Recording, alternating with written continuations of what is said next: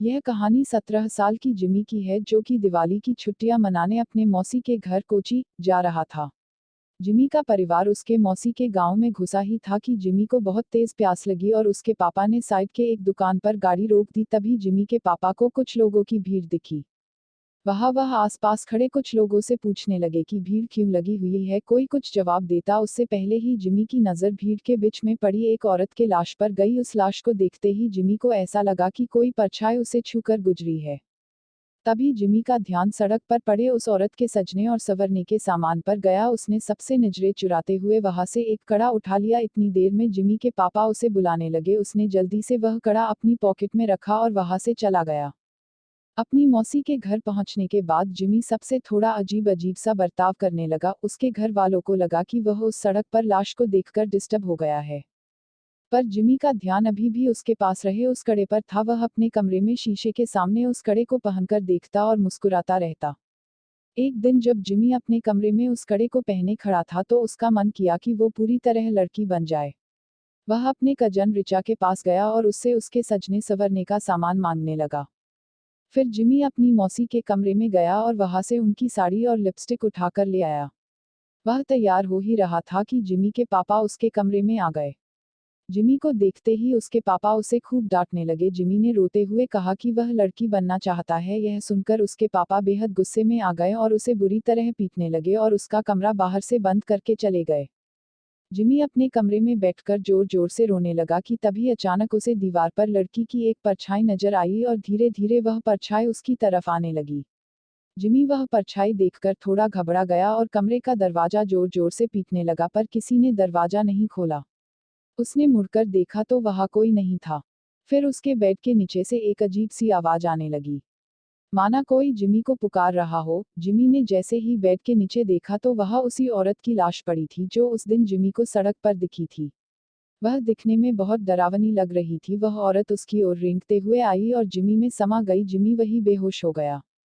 अगले दिन से जिमी अजीब तरह से बर्ताव करने लगा। वह अपनी मौसी की साड़ी पहने रहता, लड़कियों की तरह सजता और संवरता और सबसे बोलता कि अब से उसका नाम लक्ष्मी है।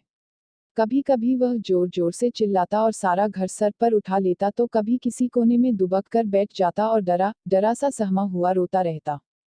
एक दिन रोते रोते उसने अपने माँ से कहा कि वह लक्ष्मी है और उसे हर जगह शैतान नजर आते हैं और वे उसे आकर मार देंगे। उसने कहा उन शैतान के पैर उल्टे हैं, दांत खून से सने हुए हैं और लंबे लंबे नाखून हैं जिनसे वो उन पर हमला करना चाहते हैं। जिमी की हालत दिन पर दिन खराब होती जा रही थी। लेकिन वह रोज लक्ष्मी बनकर सजता संवरता और अपना कमरा बंद करके नाचता रहता। उसके घर वाले समझ नहीं पा रहे थे कि उसके साथ क्या हुआ है और वो अपने आप को क्यों लक्ष्मी कहे जा रहा है। जिमी के पापा मदद के लिए आस पड़ोस में पूछने लगे। पता करने पर उन्हें मालूम पड़ा कि वह लाश जो उन्होंने उस दिन सड़क पर देखी थी वो किसी और की नहीं बल्कि जॉर्जस लक्ष्मी की थी। जॉर्जस एक लड़के से प्यार करता था और वह अपना नाम बदलकर लक्ष्मी भी इसीलिए रखा था। वे दोनों एक दूसरे से शादी करना चाहते थे लेकिन जॉर्जस के घर वालों को यह मंजूर नहीं था। उनके लिए ऐसा करना एक बहुत बड़ा पाप था और गांव में हो रहे बदनामी की वजह से उन्होंने जॉर्जस यानी कि लक्ष्मी को सबके सामने मौत के घाट उतार दिया। यह बात सुनकर जिमी के पापा के रोंगटे खड़े हो गए। उन्हें जिमी के साथ अपने बर्ताव के लिए बहुत पछतावा हुआ। उन्हें समझ में आ गया था कि उनके बेटे जिमी के शरीर में जरूर लक्ष्मी की आत्मा घुस गई है। वह जल्दी से पूरी बात बताने के लिए घर के लिए निकले लेकिन तब तक बहुत देर हो चुकी थी। जिमी उस दिन भी अपना कमरा बंद करके नाच रहा था कि तभी उसे लगा कि उसके दरवाजे पर शैतान उसे मारने आ गए हैं। वही शैतान जिनके पैर उल्टे थे, दांत खून से सने हुए और लंबे लंबे नाखून थे। जिमी घबराहट के मारे जोर जोर से चिल्लाने लगा। उसके बाकी घर वाले जब तक वह दरवाजा तोड़कर अंदर घुसे, जिमी का शरीर पूरी तरह से अकड़ चुका था। वह तुरंत उसे हॉस्पिटल लेकर भागे। डॉक्टर ने बहुत कोशिश की और वह किसी तरह जिंदा बच गया। जब जिमी के पापा ने सबको जॉर्जस की कहानी बताई तब सभी परिवार वालों को जॉर्जस के लिए बहुत दुख हुआ और उन्होंने जॉर्जस के लिए प्रार्थना किया और जब उन्हें जिमी के पास वो कड़ा मिला उन्होंने वो भी जॉर्जस की कब्र के साथ गड़वा दिया। कुछ दिनों बाद जिमी बिल्कुल ठीक हो गया। आज उसे लक्ष्मी के बारे में कुछ भी याद नहीं लेकिन लक्ष्मी की तरह कई ऐसे लोग हैं जिनको गलत समझा जाता है और उन्हें उनके पसंद के लिए लोगों का बहुत बुरा बर्ताव सहना पड़ता है।